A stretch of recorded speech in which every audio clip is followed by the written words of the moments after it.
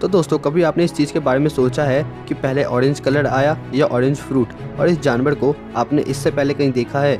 और आज के इस वीडियो में हम टर्की में घटी एक ऐसी अजीब सी घटना के बारे में जानेंगे जहां पर 1500 भेड़ों ने सुसाइड कर लिया था। और आपको ये पता है कि सिलबट्टा जिससे हम मसाले पीसते हैं इसे इंग्लिश में क्या कहते हैं? और अगर नहीं पता है तो वीडियो में बने रहिएगा लास्ट तक, क्योंकि आज के इस वीडियो में हम इन सब सवालों का जवाब जानने वाले हैं और ऐसे अमेजिंग एंड अनबिलीवेबल फैक्ट्स को एक्सप्लोर करने वाले हैं। So guys, without wasting any more time, let's begin the video of random facts 4th episode. So guys, पेश है इस वीडियो का सबसे पहला फैक्ट, यानी कि फैक्ट नंबर 1। दोस्तों अगर मैं आपसे कहूँ कि चूहे को इंग्लिश में क्या कहते हैं, तो आप में से कुछ लोग कहेंगे कि चूहे को इंग्लिश में रैट कहते हैं, तो कुछ लोग कहेंगे कि चूहे को इंग्लिश में माउस कहते हैं।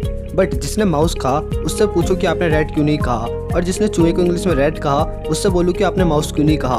तो आप में से ज़्यादातर लोगों का एक कॉमन सा आंसर होगा कि हम चूहे को इंग्लिश में रैट या माउस भी कह सकते हैं, क्योंकि ये दोनों एक दूसरे के सिनोनिम हैं, यानी कि पर्यायवाची शब्द हैं। बट यहाँ पर आप दोनों ही गलत हो। चूहे को इंग्लिश में न रैट कहते हैं न माउस कहते हैं, बल्कि ये दोनों अलग अलग टर्म में यूज होते हैं। यानी कि जो छोटे चूहे होते हैं उन्हें माउस कहते हैं और जो बड़े चूहे होते हैं उन्हें रैट कहते हैं। एग्जाम्पल के लिए एक न्यू बॉर्न बेबी चूहा है तो उसे हम माउस कहेंगे, और जो एक बड़ी हाइट का अडल्ट चूहा है उसे इंग्लिश में रैट कहेंगे। सो गाइस, आई होप कि आप रैट और माउस में डिफरेंस समझ गए होंगे। Fact number 2। दोस्तों ये जो वर्ड आप अपनी स्क्रीन पर देख रहे हो इसे ऐसे ही मजाक में नहीं लिखा गया है, और ना ही मैं गलती से इन वर्ड्स को आपको दिखा रहा हूँ, बल्कि ये न्यूजीलैंड में स्थित एक जगह का नाम है। तकरीबन 85 इंग्लिश के अल्फ़ाबेट से मिलकर बना हुआ ये शब्द दुनिया के सबसे ज़्यादा लंबे नाम वाले जगह के लिए ऑफिशियली लिखा गया है। इसका नाम कोई भी कॉमन मैन प्रोनाउंस नहीं कर सकता, और इतने लंबे नाम के कारण ही न्यूजीलैंड का ये जगह बहुत ज़्यादा मशहूर है। इसके नाम को मैं तो प्रोनाउंस नहीं कर सकता, बट यूट्यूब चैनल के छोटे से क्लिप को आपको दिखाऊंगा जहाँ पर इसे अच्छे से प्रोनाउंस किया गया है। Tau mata whakatangi hanga ko au o tamate atu ripu kaka piki maunga horo nuku pokai whenua ki tanata। And guys, इस वीडियो का क्रेडिट और वीडियो लिंक नीचे डिस्क्रिप्शन में आपको मिल जाएगा। Fact number 3। अब दोस्तों मैं आपको साल 2005 में टर्की में घटी एक ऐसी अजीब सी घटना के बारे में बताने जा रहा हूँ जिसके बारे में जानकर आपको भी थोड़ा बहुत हंसी आएगा। साल 2005 में टर्की में दोपहर के समय 1500 भेड़ पहाड़ के किनारे पर खड़े होकर घास खा रहे थे, परंतु उनमें से एक भेड़ पहाड़ के चोटी से घास खाते खाते गलती से नीचे गिर जाता है, और बाकी भेड़ों को इस कहानी में छोटा सा ट्विस्ट लगता है, और कुछ भेड़ों ने जानबूझकर उस चोटी से नीचे छलांग मार दिया, और ऐसा करते एक दूसरे को देख 1500 की 1500 भेड़ों ने एक एक करके उस पहाड़ से छलांग मारकर नीचे खाई में गिर जाते हैं, और 500 से ज़्यादा भेड़ों की मौत हो जाती है तथा कुछ भेड़ बहुत ज़्यादा इंजर्ड या घायल हो जाते हैं। तथा इस घटना के बारे में जानकर लोगों को दुख के साथ थोड़ा बहुत हंसी भी आता है। मतलब एक भेड़ जहाँ गलती से पहाड़ से छलांग मारकर नीचे गिर जाता है और सारे भेड़ उसे देखकर एक एक करके उस पहाड़ से छलांग मार देते हैं। इसलिए दोस्तों ह्यूमन के ब्रेन को सबसे ज़्यादा तेज कहा गया है, इसलिए हमेशा उसका सही यूज करो, और अगर कोई गलती कर रहा है तो आप भी उस गलती को दोबारा रिपीट मत करो। Fact number 4। दोस्तों ये एक फन फैक्ट है। दुनिया की आबादी अप्रॉक्स 7.8 बिलियन है, जो कि हमारी धरती पर अवेलेबल सोर्स यानी कि संसाधनों के हिसाब से बहुत ही ज़्यादा है। बट आपको एक फन फैक्ट पता है, लॉस एंजल्स एक बहुत ही बड़ी सिटी है। लॉस एंजल्स का एरिया अप्रॉक्स 1302 किलोमीटर स्क्वायर है, बट अगर हम चाहे तो पूरी दुनिया के पॉपुलेशन को लॉस एंजल्स में रख सकते हैं। मतलब 7.3 बिलियन वाली दुनिया की आबादी को 1302 किलोमीटर स्क्वायर वाले क्षेत्रफल के लॉस एंजल्स में रख सकते हैं। Fact number 5। दोस्तों सबसे पहले इस इमेज को देखिए और कमेंट करके बताइए कि ये आपको कौन सा जानवर लग रहा है। आप इससे बहुत सारे लोग कंफ्यूज हो रहे होंगे और सोच रहे होंगे कि ये हाथी है या चूहा। तो दोस्तों ये ना तो हाथी है और ना ही चूहा, ये दक्षिण अफ्रीका में पाए जाने वाला एक अलग किस्म का प्राणी है। इसका नाम एलिफेंट स्रो है। 1970 के आसपास इसकी जाति विलुप्त हो गई थी, और बहुत ही लंबे टाइम के बाद इसे दोबारा देखा गया। इसके मुंह के आगे ये नोक इसे अपने शिकार को मारने में सहायता देता है। बहुत सारे लोग इसे हाथी के प्रजाति के बताते हैं, परंतु इस पर किसी का एक जैसा निर्णय नहीं है, और साइंटिस्ट अभी भी इस पर रिसर्च कर रहे हैं। Fact number 6।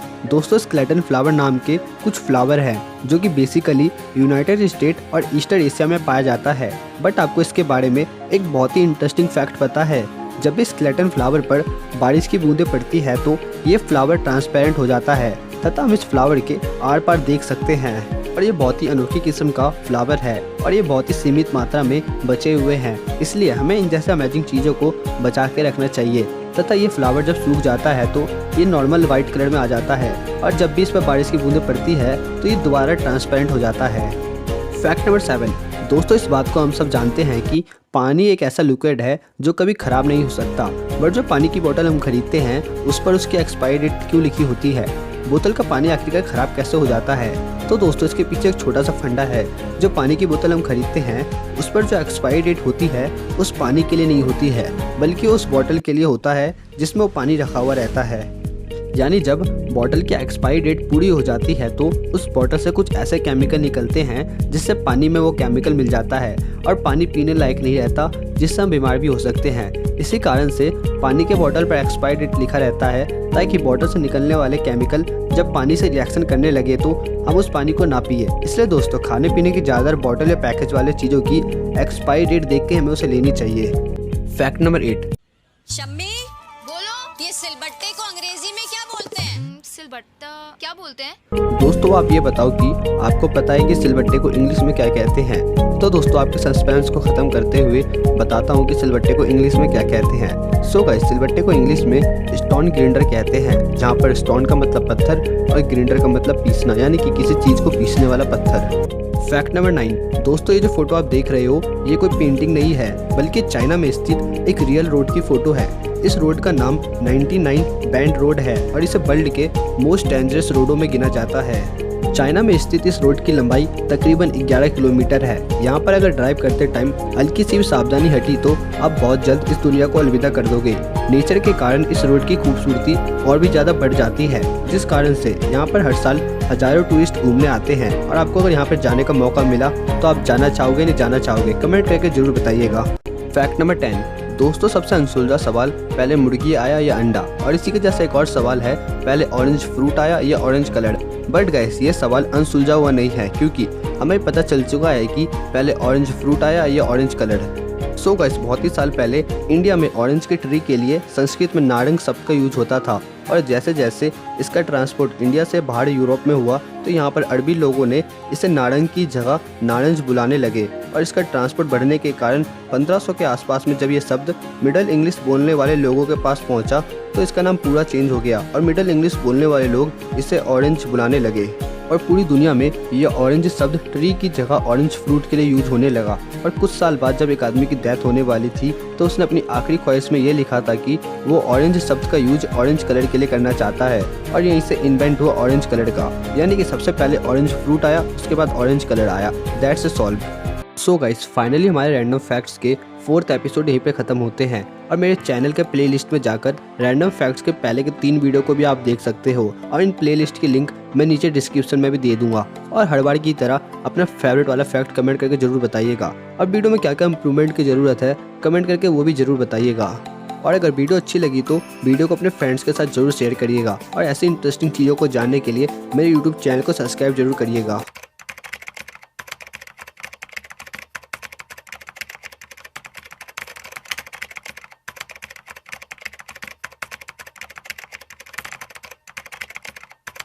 you